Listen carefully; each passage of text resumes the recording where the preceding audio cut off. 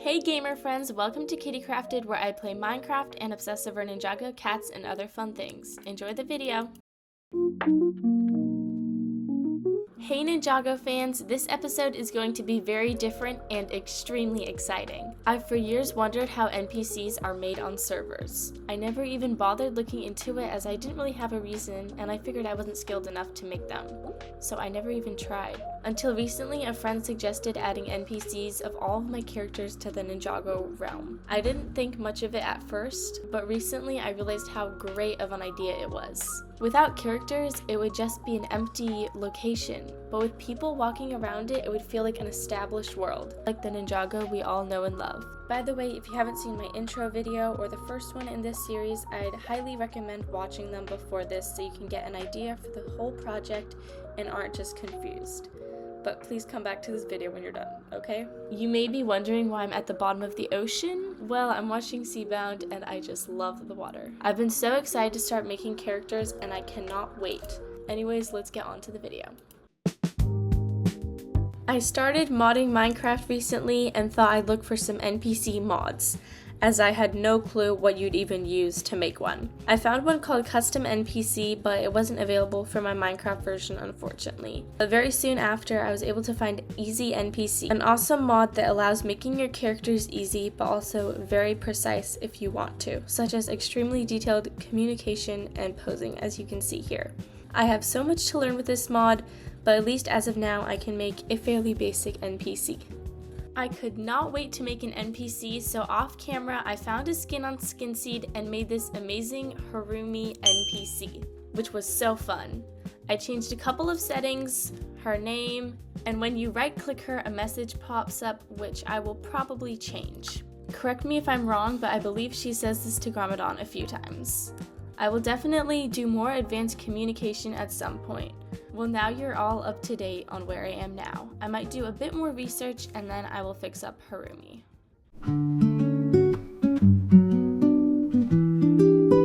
Hello, it's me from the future. So yeah, after doing some research, I've come up with, I suppose, a general formula for all the characters, which I will be showing you using our completed Harumi as an example. Let's get into it. So first, for their name, I'll be doing their first and last name only, if they actually have a last name, that is, which Harumi doesn't. I think I'll skip middle names, and I'll color it, just to match their skins. I don't think I'll be doing actions too much, but if there's something I really want to do for a certain character, of course I will. The dialogue is the most complex thing I'll be doing, but I'll actually explain it in just a minute. So for objectives, I'll allow them to walk freely. I just don't let her meet right now, otherwise she will run away. And depending, I may do panic and avoid sun, which I think both fit Harumi. For several characters, I'll have them follow an NPC or item. Ignore this, that doesn't actually do anything. Depending on the character's usual weapon or just vibes, I will give them an attack type. Also, depending on, their evilness, I'll give them certain things to attack and whether they'll defend themselves or their owner. And then flee and look are pretty similar to the other ones. I won't be using position too much aside for no gravity for Gravis, the master of gravity. And I might do freefall for some really OP characters, we'll see. I was debating on changing their heights, but each scale up or down is just too drastic, so I'll keep them all the same size for now. For attributes, I will have these 5 plus can be leashed, which I might change, but I need it for now so I can move them around easily. And then for underwater breathing, I'll do it for Ninjroids and such, and for mysterious characters like Harumi, I'll make them silent, which means their footsteps cannot be heard. I may give some characters more health, depending. And then for equipment, I'll only do equipment for characters who almost always are holding something. I'll probably keep posing normal for almost everyone, and probably around half of the NPCs will trade with you for something that makes sense for their character. So now for dialogue, the fun part. They will all have a message here that just asks what you want in their character. You can give 2 responses for all of them. My rule is that every NPC must at least either give you a location, trade with you, or do something useful. And usually the other button gives you a quote or something like that. And I'll also add buttons which bring you back out of the chat. So that is what I'll be doing with all of my NPCs. Sorry it was a bit long, I just wanted to give you a thorough explanation so you know everything. Anyways, let's get grinding. Okay, so I am now done with Lloyd. If I click on him, he says, "Oh, hello, do you need any help?" And then you can ask where the monastery is, and he'll give you the coordinates, which I will update when I actually build it. And then you can also ask for Lloyd's autograph, which opens up this trading. You will get his autograph, which inside just says Lloyd Montgomery Garmadon. So yeah, now that I'm done with Lloyd, I think I'll probably do Zane next, or maybe Master Wu. We'll see. For several hours yesterday, I had to fix something called a ticking entity, aka a corrupted mob. It seems ever since I got mods about every week or 2, I've had to fix something like this. Although this was much worse than usual, as I couldn't even open the world. Nothing seemed to work, and right when I least expected it, I was able to join my world. And I made a backup, so now I have 2. I downloaded a mod that just by existing completely fixed the issue, not even harming the entity. By the way, the entity was Zane here, which I figured was the case.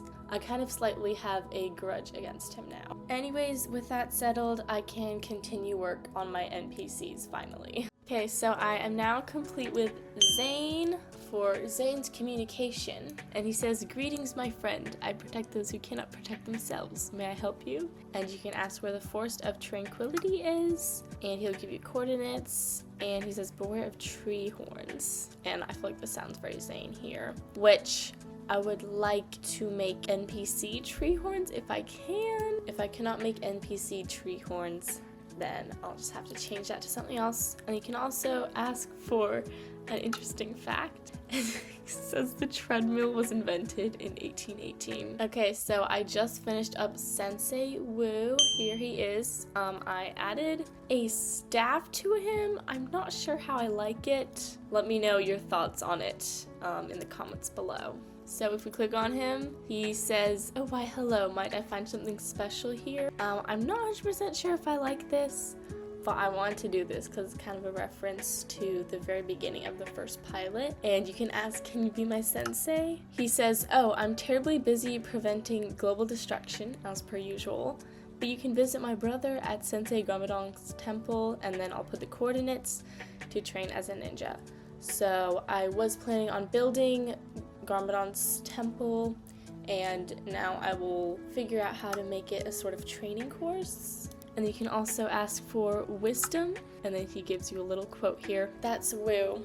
Also, I think so that they stop running around because I'm gonna keep losing all of my NPCs. I need to put them in some sort of shack or pit. I will release them all into the wild at some point, and they can just roam around, and whenever you run into one, you can just be like, "Oh, there is that character that I like." Heading into a time lapse, I chose a spot pretty much just outside Ninjago City. If you remember these locations, the rock on the left is the Mountain of a Million Steps, and the rock on the right is where the Fire Temple from Season 1 is. Anyways, I'm doing a Japanese-styled build, of course, making the walls, some windows of bamboo, etc. And I'm adding a giant NPC on top so I can easily find it and know what it is. It's pretty, well, sad looking, but it's only temporary, so I don't want to spend too long on it. After building the NPC area, I found a list of every single character on the Ninjago wiki, and going down the list, I looked up skins for each character on SkinSeed. I went a little crazy, so as of now we have 31 NPCs, mostly core ninja, parents, and a few recurring side characters. Though I've named all of them, most are incomplete. Before I introduced all of the characters, I need to tell you that the more general characters who aren't tied to a place will just wander freely around the world. However, some characters such as Mistake, the Walkers, Sensei Garmadon, and Dareth, will stay in the same place. Actually, with Dareth, I'm making one for the dojo and an entire separate one for Laffy's. When I first made this world, I didn't really consider that being playable and survival is so important. Otherwise, people will just fly around and that's it. I want people to really be able to experience this world and not just look at it in creative. Anyways, with that out of the way, I'll introduce you to all of our ninja first. This is the whole official ninja team minus Ryu, unfortunately. I'm not sure if I can add him at all. This makes me realize just how many ninja there are. I won't be showing all the other characters' lines I've done probably, as I'd like you to experience that in game, and plus that would take quite a while. So here is our ninja to give you an idea. Feel free to pause at any point since I'll be going fairly fast. I've already shown Wu and Lloyd, and for Kai, I used this funny quote from Season 3. You can ask for fire, which you must know Spinjitzu first, which takes the form of a scroll, aka banner pattern. And Airjitsu in the game is a wind charge, which is literally so fitting. It might as well just be called Airjitsu. I wish there was something like this for Spinjitzu in the game, but unfortunately there isn't. Anyways, your other option is asking where the realm of monsters is. Kai tells you not to go, but eventually gives you the coordinates. The whole thing with Jay is this pudding debacle. If you took the pudding, you can run away or give ingredients for a new one, which he will reward you with a hint to obtaining Spinjitzu. Or you can ask where Ed and Edna's junkyard is also. I've already shown Zane. For Nia, she will give you the location of the blacksmith shop, and I cannot stop laughing at this conversation. It's just perfect. Cole will tell you where the Land of Lost Things is, and I simulated this scene in Hunted when Faith asks for cake and Cole tells you where to find some, or you can trade for some. For Pixel, I recreated this scene from Season 3 as best I could, and you can also ask for the directions to the Samurai X Cave, which I will make a manual for. Moving on to the newer ninja, we have Aaron here with his recently confirmed last name. He can teach you Spinjitzu, which I quoted some lines from Season 4, for 25 bottles of enchanting. Let me know if you guys think any of these prices are too low or high, by the way. He will also direct you to a pie shop or frack for pie, which we will get to in a moment.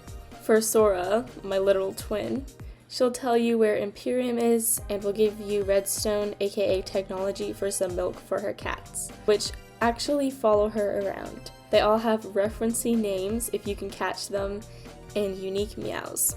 On to our final two characters, Wildfire is next. Isn't her skin just so cute? In this conversation, she's putting on a bit of a mucoid or Aussie accent. She'll tell you where the wildness is or show you her classic dragon impression. Finally, we have Frack. He'll of course tell you about pies with a line from The Missing, and he'll trade for a pie or recipes for Cream Day Imperium and Snowberry Pie, which yes are complete recipes on these fictional pies I made. Frack will also show you to the City of Temples. Wow, that was quite long and a lot of lore. I'll probably work on some other characters off screen, and I'm honestly really excited to get back into building. During this process, I remembered that Ninjago mods existed. I was doing some research and got so excited, but then, as per usual, they weren't available for my version and or my installer. I'm really sad that I can't use them, but I suppose when I release the world, you guys can use the mods, only the world wasn't built with them in mind. Each day I get more and more excited for this world, and I'm having so much fun world building, literally. If you're excited to please subscribe and hit the bell so you don't miss out, and thank you so much for all your kindness and support. Anyways, I hope you enjoyed this fun NPC video, and I hope to see you in my next Ninjago world video.